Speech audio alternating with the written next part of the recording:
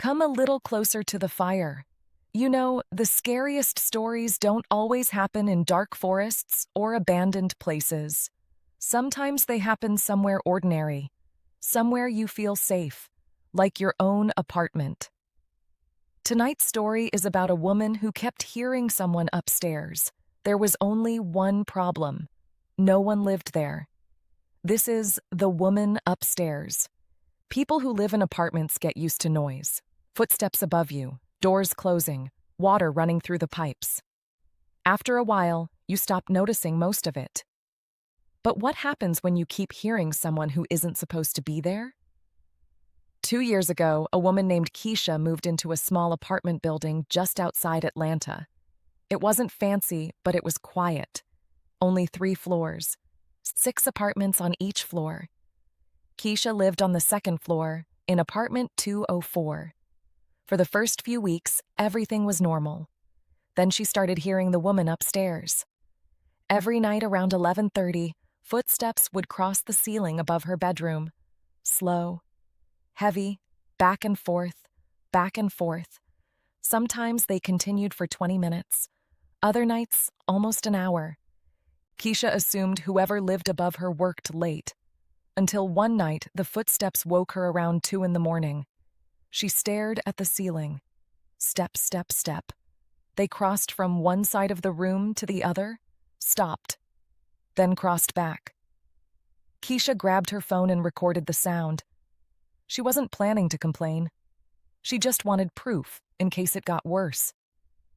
The next morning, she ran into the property manager near the mailboxes. "Hey, who lives in 304? The manager looked confused. "Nobody." Keisha laughed. "No, seriously. I am serious." The manager explained that apartment 304 had been empty for almost 2 months. The previous tenant moved out, and maintenance hadn't finished preparing it for the next renter. Keisha immediately pulled out her phone. "Then somebody's getting in there." She played the recording. The manager listened. His expression changed. That afternoon, he and a maintenance worker checked the apartment. The door was locked. The windows were locked.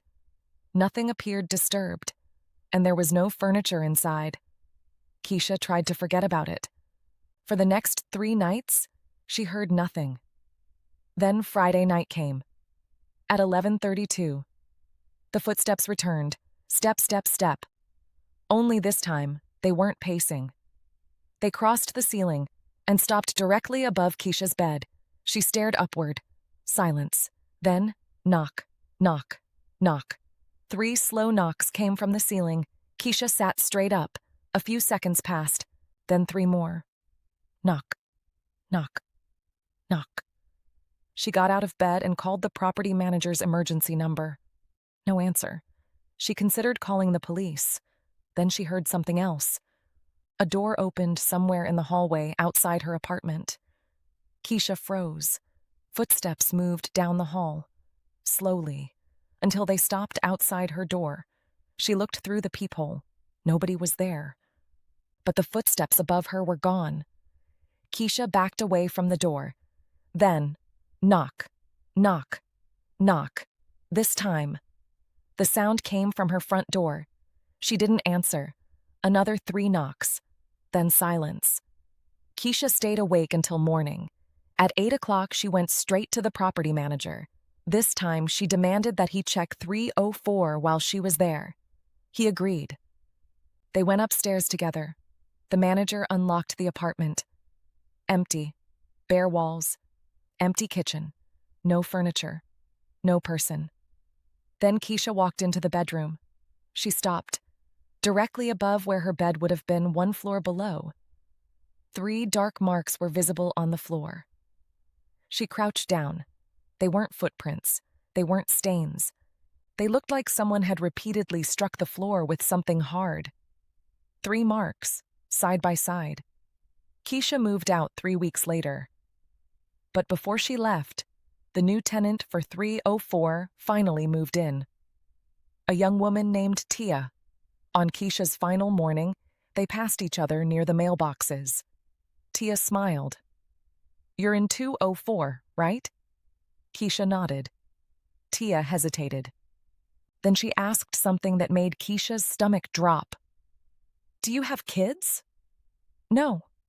Tia looked confused. "Oh, why?" Tia glanced toward the stairs. "Because every night around 11:30, I hear somebody running around in your bedroom." Keisha didn't say anything, because for the past week, she hadn't been sleeping there. She'd been staying with her sister, and her apartment was completely empty.